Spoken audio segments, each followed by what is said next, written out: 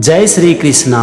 आज हम समझेंगे श्रीमद् भगवद गीता के 5वें अध्याय का 20वां श्लोक। यहाँ पर भगवान श्री कृष्ण अर्जुन से कहते हैं, ना प्रहृष्येत प्रियम प्राप्य नो द्विजेत प्रायचाप्रियम स्थिर बुद्धिर सम्मूढ़ो ब्रह्मविद ब्रह्मणि स्थितः। सबसे पहले हम समझेंगे श्लोक के एक एक शब्द का मतलब, फिर हम समझेंगे पूरे श्लोक का मतलब। और यहाँ पर शब्द है ना प्रहृष्येत प्रियम। न का मतलब नहीं, और प्रहृष्येत प्रियम में दो शब्द है, प्रहृष्येत और प्रियम। प्रहृष्येत का मतलब होता है हर्षित हो, और प्रियम मतलब प्रिय को। तो यहाँ पर ना प्रहृष्येत का मतलब हुआ हर्षित नहीं हो। इसके बाद है प्राप्य, और इसका मतलब होता है प्राप्त करके। फिर है नो द्विजेत प्राप्य, इसमें 3 शब्द है, नो, उद्विजेत और प्राप्य। उद्विजेत का मतलब होता है परेशान होना, तो नो उद्विजेत का मतलब हो गया परेशान नहीं होना। इसके बाद है चाप्रियम, इसमें 2 शब्द है, चौ और अप्रियम। चौ का मतलब और अप्रियम मतलब अप्रिय को। तो अब यहाँ पर आप देखो, पहले वाक्य का मतलब हो गया प्रिय को प्राप्त करके हर्षित नहीं हो, और अप्रिय को प्राप्त करके परेशान नहीं हो। अब हम आते हैं दूसरे वाक्य पर, और यहाँ पर पहला शब्द है स्थिर बुद्धिर सम्मूढ़ हो।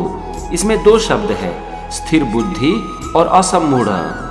स्थिर बुद्धि मतलब स्थिर बुद्धि, यानी कि जिसका मन स्थिर हो, और असम्मूढ़ मतलब शंका रहित, यानी कि जिसके मन में कोई शंका ना हो। फिर है ब्रह्मविद ब्रह्मणि, इसमें 2 शब्द है, ब्रह्मविद और ब्रह्मणि।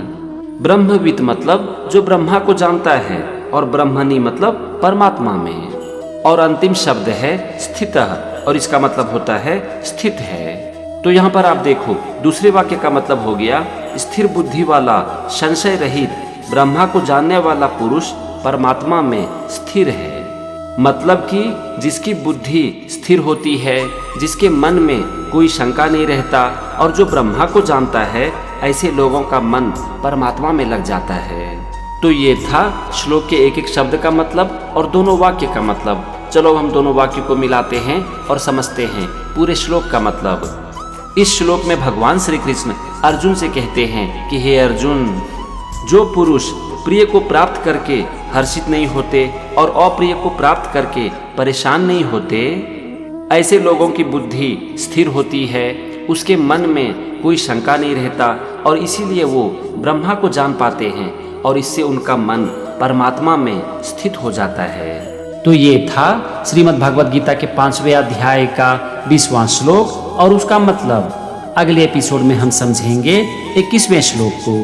तो मेरे साथ बने रहिए और सीखते रहिए श्रीमद् भगवद गीता। जय श्री कृष्ण।